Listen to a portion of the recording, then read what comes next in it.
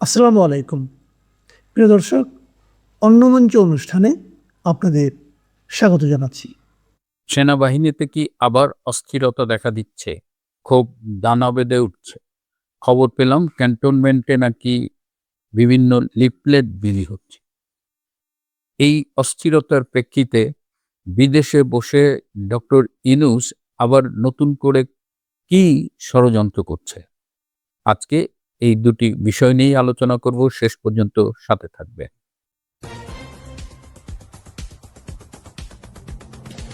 আসসালামু আলাইকুম এবং আদাব। রূপান্তরের সত্যের আজকের এই পর্বে আপনাদের সবাইকে স্বাগত জানাচ্ছি। আমি ডক্টর আবুল হাসনাত মিল্টন। আপনারা জানেন যে সেনাবাহিনীতে অস্থিরতা, ক্ষোভ এগুলো অনেকদিন ধরেই একটু, একটু করে দানা বাঁধছে এবং এর মূল কারণ হলো যে সেনাবাহিনীতে প্রায় ২৪ জন মেধাবী সামরিক অফিসার যারা কারেন্টলি সার্ভিং এবং কয়েকজন অবসরপ্রাপ্ত তাদের বিরুদ্ধে অন্যায়ভাবে আইসিটিতে মামলা করা হয়েছে। যে মামলার না আছে ভিত্তি, না তা আইসিটিতে বিচার হবার মতো কিছু। এই নিয়ে যখন সেনাবাহিনীতে ক্ষোভ এবং ঠিক তখনই আমরা সম্প্রতি খেয়াল করেছি গত সোমবার এবং বুধবার রাতে দুজন সাবেক উচ্চপদস্থ সেনা কর্মকর্তা লেফটেন্যান্ট জেনারেল অবসরপ্রাপ্ত মাসুদ উদ্দিন চৌধুরী এবং লেফটেন্যান্ট জেনারেল অবসরপ্রাপ্ত শেখ মামুন খালেদকে গ্রেপ্তার করা হয়েছে। এই গ্রেপ্তারে আমি আগেও বলেছি যেহেতু তাদের অনেক ফলোয়ার রয়েছে এবং তাদের জাতীয় এবং ইন্টারন্যাশনাল অনেক কানেকশন আছে, তো ন্যাচারালি তাদের এই গ্রেপ্তারটা একটা নেগেটিভ ইম্প্যাক্ট ফেলেছে। এবং খবর পেলাম যে ক্যান্টনমেন্টে রাজনৈতিক উদ্দেশ্য হাসিলের লক্ষ্যে মেধাবী অফিসারদের হয়রানি বন্ধ করার দাবিতে লিফলেট বিলি করা হচ্ছে। কে বা কারা এই লিফলেটগুলো বিলি করেছে সেটি এখনো না জানা গেলেও বোঝাই যাচ্ছে সেনাবাহিনীর সেই ক্ষুব্ধ অংশটাই এই কাজটি করেছে, যারা এই আর্মি অফিসারদের এভাবে হ্যারাস করা অন্যায়ভাবে এবং টার্গেটেড বেছে বেছে মেধাবী কর্মকর্তাদেরই হ্যারাস করা হচ্ছে এবং তাদের বিরুদ্ধে যে অভিযোগ আনা হয়েছে সেগুলো সবই মিথ্যে, বানোয়াট এবং স্রেফ হয়রানি করার জন্য। ক্যান্টনমেন্টে যখন অস্থিরতা, যখন লিফলেট বিলি হচ্ছে তখন আমরা জানি যে সদ্য বিদায়ী প্রধান উপদেষ্টা ডক্টর ইউনূস তিনি তার গার্লফ্রেন্ড লামিয়া মোর্শেদকে নিয়ে জাপান গিয়েছে এবং জাপান তিনি যে কারণেই যাক, জাপানের একটা অন্যতম কারণ ছিল তিনি শিনজো আবে জাপানের সাবেক প্রধানমন্ত্রী তার স্ত্রী আকিয়ে আবের সাথে দেখা করেন। শিনজো আবের কথা আপনাদের মনে আছে, তিনি ২০২২ সালে ৮ই জুলাই নির্বাচনী প্রচারণাকালে গুলিবিদ্ধ হয়ে মারা যান এবং যে তাকে গুলি করে তাকে গ্রেপ্তার করা হয়েছে এবং সে বলেছে যে শিনজো আবের একটি ধর্মীয় গোষ্ঠীর সাথে সম্পৃক্ততা ছিল, এই জন্য গুলি করেছে। শিনজো আবে ২ দফায় জাপানের প্রধানমন্ত্রী ছিলেন ২০০৬ সেপ্টেম্বর থেকে ২০০৭ সেপ্টেম্বর এবং ২০১২ থেকে ২০২০ সাল পর্যন্ত, এবং তিনি longest serving Japanese prime minister. এবং তার অ্যাবেনোমিক্স, তার অর্থনীতিতে যে ভূমিকা, তিনি জাপানের অর্থনীতিতে যে অবদান রেখেছিলেন সেজন্য তাকে শ্রদ্ধার সাথে স্মরণ করা হয় এবং তার স্ত্রীকে মানুষ ফার্স্ট লেডি হিসেবেই জানে। এই আকিয়ে আবের সাথে দেখা করে ডক্টর ইউনূস তার সেই রাষ্ট্রপতি হবার খায়েশ ব্যক্ত করেছেন। তিনি অনুরোধ করেছেন যে আকিয়ে আবে যেন বাংলাদেশের প্রধানমন্ত্রী তারেক রহমানকে ফোন করে অনুরোধ করেন যে ডক্টর ইউনূসকে যেন রাষ্ট্রপতি বানানো হয়। আকিয়ে আবে তারেক রহমানকে ফোন করেছিলেন এবং তারেক রহমান স্বভাবতই আকিয়ে আবের সাথে কথা বলেছেন, কিন্তু আকিয়ে আবেকে এক্স্যাক্টলি কি বলেছেন সেটি জানা যায়নি। বিএনপির সূত্রে যতটুকু জেনেছি যে ডক্টর ইউনূসকে রাষ্ট্রপতি বানানোর মতো ভুল কিংবা এ ধরনের কোনো ঝুঁকি নেবার ইচ্ছে বিএনপির নেই। বিএনপি খুব ক্লিয়ারলি বলেছে যে এই রাষ্ট্রপতি নির্বাচন নিয়ে আওয়ামী লীগ যে ভুলগুলো অতীতে করেছে তা থেকে শিক্ষা নিয়ে বিএনপি ওই পথে আর হাঁটবে না। বিএনপি খুব ভালো করেই জানে যে ডক্টর ইউনূসকে রাষ্ট্রপতি বানালে তাদের সরকারের অস্তিত্ব নিয়েও মাঝে মধ্যে টান পড়তে পারে এবং এ কারণে বিএনপি বর্তমান যিনি রাষ্ট্রপতি রয়েছেন, যদিও তিনি আওয়ামী লীগ আমলের নির্বাচিত রাষ্ট্রপতি শাহাবুদ্দিন চুপ্পু, তাকেই তারা কিছুদিন কন্টিনিউ করবে, হয়তো 1 বছর চুপ্পুকে রেখে তারপর তারা তাদের নিজেদের পছন্দের কাউকে রাষ্ট্রপতি বানাবেন। That is there current plan. এবং যেহেতু বিএনপির 3-4 জন রাষ্ট্রপতি পদপ্রার্থী রয়েছেন, যেহেতু বিএনপি এই মুহূর্তে তাদের মধ্য থেকে কাউকে রাষ্ট্রপতি বানিয়ে বাকিদের কষ্ট দিতে চান না। তো এই অবস্থায় ডক্টর ইউনূস যে শুধু আঁকিয়ে আবেগে দিয়ে তারেক রহমানকে ফোন করেছেন তা না, আরো 2 জন প্রভাবশালী বিশ্বের 2 জন ফোন করেছিল তারেক রহমানকে এবং ইউনূস চেষ্টা করে যাচ্ছে। ইউনূস এতটাই নির্লজ্জ, সে চেষ্টা করে যাচ্ছে যে করেই হোক তার রাষ্ট্রপতি হতে হবে। এদিকে ডক্টর ইউনূসের জাপান সফরের সময় তার সফর সঙ্গী লামিয়া মোরশেদ, যিনি এসডিজির মুখ্য সমন্বয়ক ছিলেন, ইউনূস যাওয়ার আগে এই লামিয়া মোরশেদ, ঢাকা বিশ্ববিদ্যালয়ের সাবেক ভিসি ডক্টর নিয়াজ আহমেদ এবং আরেকজন সাবেক সচিব সেলিম উদ্দিন 3 জনকে রাষ্ট্রদূত বানানোর প্রক্রিয়া শুরু করে গিয়েছিলেন। কিন্তু বর্তমানে তারেক রহমানের সরকার এই 3 জনের রাষ্ট্রদূত হবার প্রক্রিয়াটাকে বাতিল করে দেন। এছাড়াও আরো 5টি দেশ থেকে রাষ্ট্রদূতদের বাংলাদেশে ফিরিয়ে আনা হচ্ছে। অর্থাৎ ইউনূসের কুফা লেগেই গেছে। যখন এই রাষ্ট্রদূতদের ফিরিয়ে আনা হচ্ছে কিংবা লামিয়া, নিয়াজ আহমেদের, সেলিম উদ্দিনের মতো লোকেরা নতুন করে রাষ্ট্রদূত হতে পারছেন না, তখন আরো একটি দুঃসংবাদ বাংলাদেশে রয়েছে যে বাংলাদেশে এখন শিশুদের টিকা দেওয়ার যে প্রোগ্রামটা ছিল, যে ইপিআই প্রোগ্রাম, যেটা পৃথিবীর মধ্যে one of the successful programs, এই ইপিআই ইমিউনাইজেশন রিলেটেড, বাংলাদেশে সেই টিকাদান কর্মসূচি ঝুঁকির মুখে পড়েছে এবং এই মার্চ মাসে 21 জন শিশু হামে আক্রান্ত হয়ে মারা গেছে। এবং এই টিকাদানের টিকা সাপ্লাই যেমন একদিকে সমস্যা, সময় মতো টিকা সরবরাহ করা যাচ্ছে না, আর একদিকে হলো এই টিকার বিরুদ্ধে এক শ্রেণীর ধর্মীয় মোল্লারা সোচ্চার হয়েছে। সুতরাং এটি বর্তমানে জনস্বাস্থ্যের প্রতি হুমকি হিসেবে দেখা দিয়েছে। এর পাশাপাশি নানান রকমের খবর আমরা পাচ্ছি। তার মধ্যে একটা উল্লেখযোগ্য হলো যে সাবেক ছাত্র সমন্বয়ক, যেসব তরুণী ছাত্রী সমন্বয়ক ছিল, তাদের একের পর এক সেক্স স্ক্যান্ডাল ছড়িয়ে পড়ছে, তাদের ভিডিও একের পর এক ইন্টারনেটে ছড়িয়ে পড়ছে। এর বাইরেও বাংলাদেশে এখন নানা রকমের অস্থিরতা চলছে। আমি প্রতিদিনই বলার চেষ্টা করছি যে তারেক রহমানের বাংলাদেশ ঠিকমতো চলছে না। প্রিয় বন্ধুরা, আজ এ পর্যন্তই। ভালো থাকবেন, সুস্থ থাকবেন। তার চেয়েও জরুরি হলো ডিপ স্টেট মানে পর্দার আড়ালের শক্তি। এর শক্তি না দেখা যায়, না ধরা ছোঁয়া যায়। এই শক্তিটির কথা সাবেক প্রধানমন্ত্রী শেখ হাসিনা অনেক আগেই বলেছিলেন। তাকে ক্ষমতা থেকে সরানোর চক্রান্ত এই ডিপ স্টেট করেছিল, এমন অভিযোগ তিনি ক্ষমতায় থাকাকালেই করেছিলেন। কিন্তু বিরোধী পক্ষ সেটিকে কথার কথা বলেই মানতেন।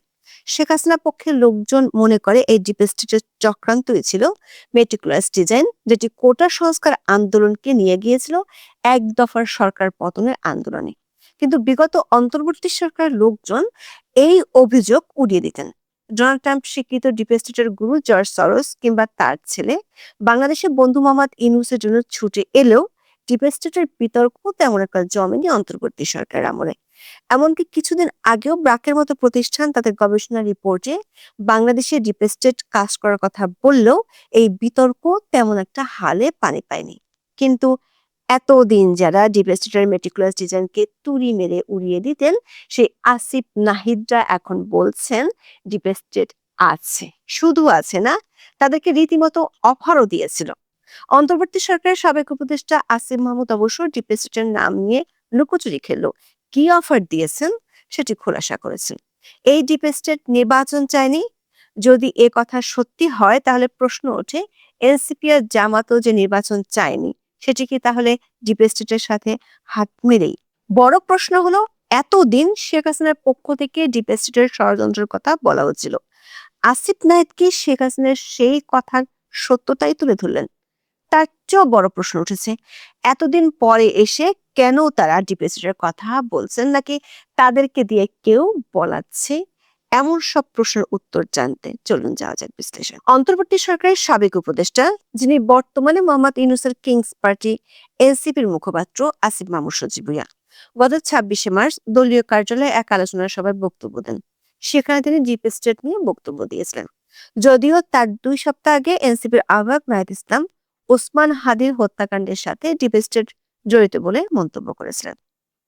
10 March Rajshahi teachers training college মাঠে এনসিপি আয়োজিত রাজশাহী বিভাগীয় ইফতার সমাবেশে প্রধান অতিথির বক্তব্যে নাহিদ বলেছিলেন, হাদি হত্যাকাণ্ডের সঙ্গে জড়িত ডিপ স্টেট ও দেশি বিদেশি চক্রদের আইনের আওতায় আনতে হবে।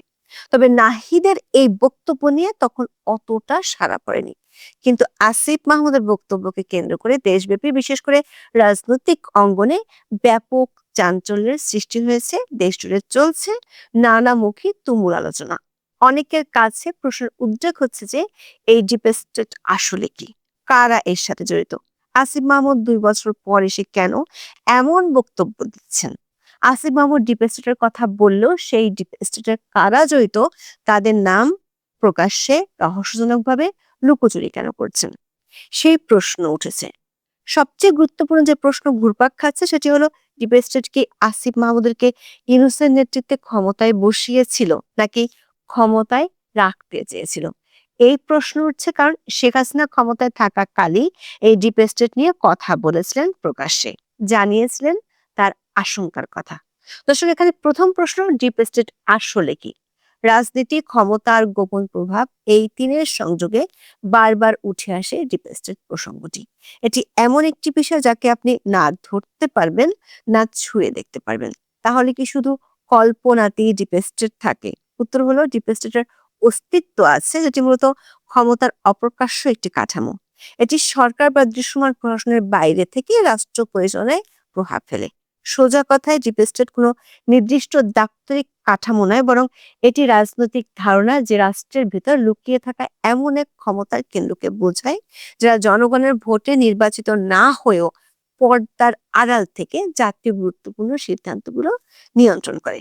এটি এমন একটি নেটওয়ার্ক যেখান থেকে আমলাতন্ত্রের একটি অংশ, গোয়েন্দা সংস্থা, সামরিক বাহিনীর কিছু গোষ্ঠী বা প্রভাবশালী ব্যবসায়ী গোষ্ঠী, যারা সরাসরি সামনে না এসে নীতি নির্ধারণে ভূমিকা রাখে বলে ধারণা করা হয়। এদেরকে বলা হয় অদৃশ্য সুপার সরকার। এরা সব কলকাঠি নাড়বে, কিন্তু কারো কাছে এদের জবাবদিহিতা থাকে না। ধারণাটি এসেছে তুরস্কের একটি শব্দ থেকে, যাকে বলা হয় দেরিন দেপ্লেত। তবে মিশরের রাজনীতিতে এর প্রবল উপস্থিতি দেখা গেছে। ডোনাল্ড ট্রাম্প দ্বিতীয় মেয়াদে ক্ষমতায় এসে বাইডেন প্রশাসন যে বিশ্বের অনেক দেশে ডিপ স্টেট হয়ে কাজ করার জন্য টাকা ঢালছিলেন, সেই তথ্য সামনে এনেছিলেন। বাংলাদেশে ডিপ স্টেটের আলোচনা অনেক আগে থেকেই ছিল। সেই প্রসঙ্গে যাওয়ার আগে জেনে নেই, অন্তর্বর্তী সরকারের সাবেক উপদেষ্টা, যার বিরুদ্ধে দুর্নীতির অনেক অভিযোগ আছে, সেই আসিফ মাহমুদ ঠিক কি বলেছিলেন।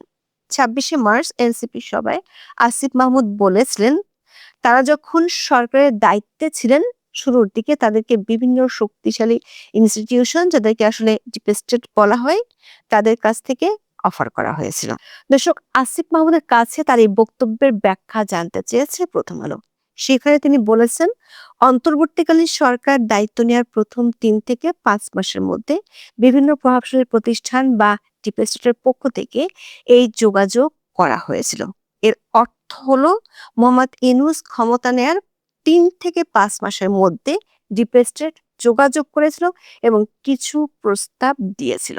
সেসব প্রস্তাবের মূল নির্যাস ছিল আওয়ামী লীগ সরকারের সাংবিধানিক মেয়াদ, অর্থাৎ 2029 সাল পর্যন্ত এই সরকারকে টিকে থাকার জন্য যাবতীয় সহযোগিতা করবে ডিপ স্টেট।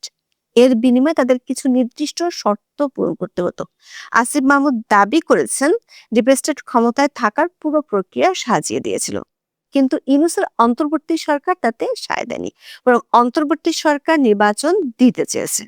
দর্শক, আমাদের অনুসন্ধান বলছে আসিফ মাহমুদ এখানে মিথ্যা তথ্য দিয়েছেন, যেটির প্রমাণ মিলে তারই সহকর্মী ধর্ম উপদেষ্টা AFM খালিদ হোসেনের একটি পোস্ট থেকে। সাবেক ধর্ম উপদেষ্টা 19শে মার্চ নিজের ফেসবুক পোস্টে লিখেছেন, প্রফেসর ইউনূসের ব্যক্তিগত ইচ্ছা ছিল সংস্কারের প্রধান ধাপগুলো সম্পন্ন করে 2026 সালের শেষের দিকে নির্বাচন আয়োজন করা, কিন্তু রাজনৈতিক বাস্তবতায় সবসময় পরিকল্পনা অনুযায়ী এগোয় না। রাজনৈতিক দলগুলো, বিশেষত বিএনপির অব্যাহত চাপ ও রাজনৈতিক পরিস্থিতির প্রেক্ষাপটে তিনি ফেব্রুয়ারি মাসে নির্বাচনের ঘোষণা দেন। দর্শক, আপনাদের তো মনে আছে, সেনা প্রধান জেনারেল ওয়াকারুজ্জামান 18 মাসের মধ্যে নির্বাচন দেওয়া উচিত এমন কথা বলেছিলেন বিদেশি সংবাদ মাধ্যমকে। কথা বলার পর থেকে ইউনূসের রোষানলে পড়েছিলেন সেনা প্রধান। মোহাম্মদ ইউনূস যে নির্বাচন দিতে কত টালবাহানা করেছিলেন সেটি 18 মাসে বহুবার পরিষ্কার হয়ে গেছে। আসিফ মাহমুদ বলছেন, ডিপ স্টেট চায়নি 2029 সালের আগে নির্বাচন হোক। ফ্ল্যাশব্যাক করে দেখে নেওয়া যাক কারা জাতীয় সংসদ নির্বাচন চায়নি। এনসিপি নেতারা বলেছিলেন 12ই ফেব্রুয়ারি কোনো নির্বাচন হবে না, যদি হয় তাহলে অধ্যাপক ইউনূসকে জুলাই যারা মারা গেছে তাদের ফেরত দিতে হবে। জামাত ইসলামের নেতারা নির্বাচন হলে দেশ অচল করে দেওয়ার হুমকি দিয়েছিলেন। তাহলে কি মোহাম্মদ ইউনূস এনসিপি, জামাত, ডিপ স্টেটের সহযোগী ছিল? অবশ্য মোহাম্মদ ইউনূসের 3 সহযোগী ডিপ স্টেট নিয়ে মুখ খুলতে রাজি হননি। সাবেক উপদেষ্টা সাখাওয়াত হোসেন এবং সৈয়দা রিজওয়ানা হাসান অনলাইন পোর্টাল জটার কাছে এ নিয়ে কোনো মন্তব্য করতে রাজি হননি। আরেক উপদেষ্টা মোস্তফা সরোয়ার ফারুকী বলেছেন, তিনি এ নিয়ে মন্তব্য করে আর কোনো সংবাদের শিরোনাম হতে চান না। বোঝাই যাচ্ছে ডিপ স্টেট নিয়ে বেশ অস্বস্তিতেই পড়েছেন ইউনূসের ঘনিষ্ঠজনেরা। আসিফ মাহমুদের বক্তব্যের সবচেয়ে ভয়ঙ্কর অংশটি ছিল নির্বাচনের রোড ম্যাপ নিয়ে। তিনি দাবি করেছেন যে ডিপ স্টেট কেবল ক্ষমতার অফারই দেয়নি, বরং তারা পুরো একটি কর্ম পরিকল্পনা নিয়ে এসেছিল যে কিভাবে বিএনপি এবং অন্যান্য প্রধান রাজনৈতিক দলগুলোকে মাঠ থেকে সরিয়ে দেওয়া যায়।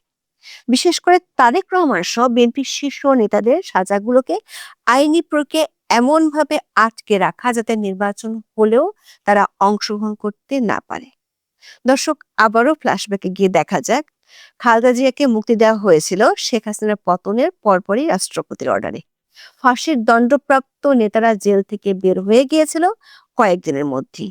দর্শক, মোহাম্মদ ইউনূসের শেষ দিকে অন্তর্বর্তী সরকারের 1.5 বছরের শাসনের একটি মূল্যায়ন রিপোর্ট দিয়েছিল BRAC institute of governance and development বা BIGD। গত 31শে জানুয়ারি সংস্থাটি তাদের রিপোর্ট প্রকাশ করে, যেখানে বলা হয় অধ্যাপক ইউনূসের পেছনে শুরুতে জনসমর্থন ছিল।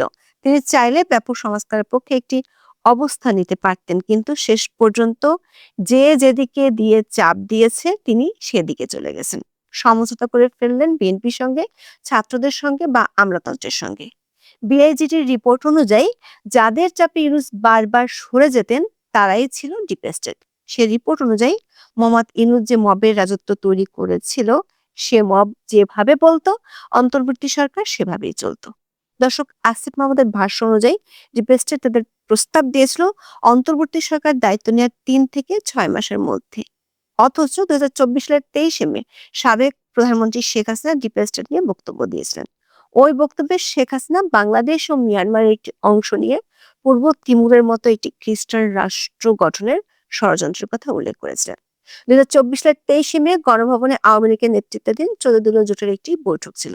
সেই বৈঠকের সূচনা বক্তব্যে শেখ হাসিনা বলেছিলেন, বাংলাদেশে একটি বিদেশি শক্তি এয়ারবেস নির্মাণের প্রস্তাব দিয়েছিল, তবে তিনি স্পষ্ট করে কোনো দেশের নাম উল্লেখ করেননি। একই বক্তব্যে তিনি আরো বলেন, বাংলাদেশ ও মিয়ানমারের একটি অংশ নিয়ে একটি খ্রিস্টান রাষ্ট্র গঠনের চক্রান্ত চলছে। তিনি আরো উল্লেখ করেন, বঙ্গোপসাগর ও ভারত মহাসাগরে প্রাচীনকাল থেকে ব্যবসা বাণিজ্য চলে। এই জায়গাটার উপর অনেকেরই নজর, সেটা তিনি হতে দিচ্ছিলেন না। এটা তার একটা অপরাধ। এই বক্তব্য দেওয়ার 2.5 মাসের মধ্যে শেখ হাসিনা সরকার ক্ষমতাচ্যুত হয়। আসিফ মাহমুদ ডিপ স্টেট নিয়ে বক্তব্য দেওয়ার পর অনলাইনে অনেকে প্রশ্ন রাখছেন, তাহলে কি শেখ হাসিনার কথাই ঠিক? ডিপ স্টেট চেয়েছে বলে কি শেখ হাসিনার পতন হয়েছে? দর্শক, 2024 সালে ছাত্রদের নেতৃত্বে গড়ে ওঠা যে আন্দোলনে আওয়ামী লীগ সরকার ক্ষমতাচ্যুত হয়, সেই আন্দোলনে মার্কিন যুক্তরাষ্ট্রের ডিপ স্টেটের ভূমিকা ছিল এমন আলোচনা বিভিন্ন সময় উঠে এসেছে। কিন্তু অন্তর্বর্তী সরকারের গুণমুগ্ধদের পক্ষ থেকে বরাবরই এই অভিযোগ অস্বীকার করা হয়েছে। আবার 2007 সালে যে 1-11 সরকার, সেটিতেও ডিপ স্টেটের সরকার ছিল এমন অভিযোগও আছে। এসব অভিযোগ যদি সত্যি হয়, তাহলে এটি পরিষ্কার অনেক আগে থেকে বাংলাদেশে বিদেশি আর দেশীয় শক্তি মিলে ডিপ স্টেট কাজ করছে। আসিফ মাহমুদ নাম প্রকাশ না করলেও বলেছেন ডিপ স্টেটের মধ্যে বিদেশি শক্তি ছিল। 2025 সালের 20শে মার্চ আমাদের প্রচারিত একটি ভিডিওতে আমরা দেখিয়েছিলাম কিভাবে বিদেশি শক্তি জুলাই আন্দোলনের সময় কাজ করেছিল। বাংলাদেশে জুলাই আন্দোলনের সংগঠিত হত্যাকাণ্ড নিয়ে জাতিসংঘের তদন্ত দলের রিপোর্ট প্রকাশিত হয়েছিল গত বছরের 12 ফেব্রুয়ারি। সেই রিপোর্টের 38 নম্বর পৃষ্ঠার 137 নম্বর অনুচ্ছেদে বলা হয়েছে, জুলাই আন্দোলনে মানবাধিকার লঙ্ঘনের পরিণতি কি হতে পারে সেটি বাংলাদেশের যথাযথ কর্তৃপক্ষকে জুলাই আন্দোলন চলাকালে জানানো হয়েছিল, যার কারণে বাংলাদেশের সেনার সদস্যরা জুলাই আন্দোলনে গুলি চালানি বলে মন্তব্য করা হয়েছে জাতিসংঘের রিপোর্টে। তার প্রমাণ হিসেবে 2024 সালের 29শে জুলাই জাতিসংঘের নিয়মিত প্রেস ব্রিফিং এ যে তথ্য তুলে ধরা হয়েছিল তার রেফারেন্স টানা হয়েছে। ঠিক যেমন ভয় 2007 সালের সময় দেখানো হয়েছিল। সেই সময় এই বিদেশি শক্তি পরিচিত ছিল ট্রুইস্টি গ্রুপ নামে, যাদের বাংলাদেশের ট্রুইস্টি গ্রুপের একটি অংশ বলেই পরিচিত। দর্শক, সারা দুনিয়া জুড়ে মার্কিন প্রশাসনের বিরুদ্ধে ডিপ স্টেট হিসেবে ভূমিকা রাখার অভিযোগ আছে। 1 জানুয়ারি 2023 থেকে 1 এপ্রিল 2024 সাল পর্যন্ত ট্রাম্পের ট্রুথ সোশ্যালের একটি বিশ্লেষণ অনুসারে ট্রাম্প 56 বার এই ডিপ স্টেটকে ছারখার করে দেওয়ার কথা বলেছেন। এর মধ্যে 9টি পোস্টে তিনি কিভাবে ধ্বংস করবেন সে পরিকল্পনার কথা বলেছেন। বলা হয়, বিল ক্লিন্টন প্রেসিডেন্ট হওয়ার পর থেকে সারা বিশ্বের অনেক দেশে সরকার পরিবর্তন কিংবা নিজেদের পছন্দসই সরকার বসানোর জন্য মার্কিন প্রশাসন কাজ করত। আর দুনিয়াব্যাপী এই ডিপ স্টেটের গুরু হলেন জর্জ সরোস। এই সরোসের অকৃত্রিম বন্ধু হলেন মোহাম্মদ ইউনূস। ইউনূস ক্ষমতা থাকাকালে সরোসের ছেলে 2 বার বাংলাদেশে এসেছিলেন, যেটি অতীতে কখনোই ঘটেনি।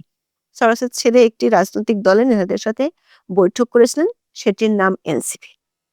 আসিফ মাহমুদ যে বিদেশি শক্তির কথা বলেছেন সেটি নিশ্চয়ই জর্জ সরোস কিংবা পিটার হাস নয়, যারা এনসিপির বন্ধু। যদি না হয় তাহলে অন্য বিদেশি শক্তি কারা, যারা ইউনূসকে 2029 সাল পর্যন্ত ক্ষমতায় রাখতে চেয়েছিলেন? দর্শক, যদি অনেক আগে থেকে বাংলাদেশের ডিপ স্টেট কাজ করে থাকে তাহলে আসিফ মাহমুদ কিংবা নাহিদ ইসলামের যে সরকার ছিল সেটি যে ডিপ স্টেট এনেছিল সে অভিযোগ সত্যি হয়ে যায়। তাহলে প্রশ্ন ওঠে, আসিফ নাহিদরা এখন কেন হঠাৎ করে ডিপ স্টেটের কথা বলছেন? তারা হঠাৎ এমন ডিপ স্টেটের গল্প রাজনীতির ময়দানে ছাড়লেন কেন? গণতন্ত্রের প্রতি নিজেদের শ্রদ্ধাবোধের প্রমাণ দিতে, নাকি একটি বিতর্ক উস্কে দেওয়ার চেষ্টা, নাকি তাদের দিয়ে কেউ বলাচ্ছেন? হাদি হত্যাকাণ্ডের সাথে ডিপ স্টেটের রাতারাতি সম্পর্ক তৈরি করছেন এমন এক সময় যখন হাদি হত্যাকাণ্ডের সাথে জড়িত 2 জন ধরা পড়েছে। এটা কি গুমর ফাঁস হয়ে যাওয়ার ভয় থেকে? প্রশ্ন উঠেছে, আসিফ মাহমুদ বলছেন ডিপ স্টেট চায়নি নির্বাচন হোক।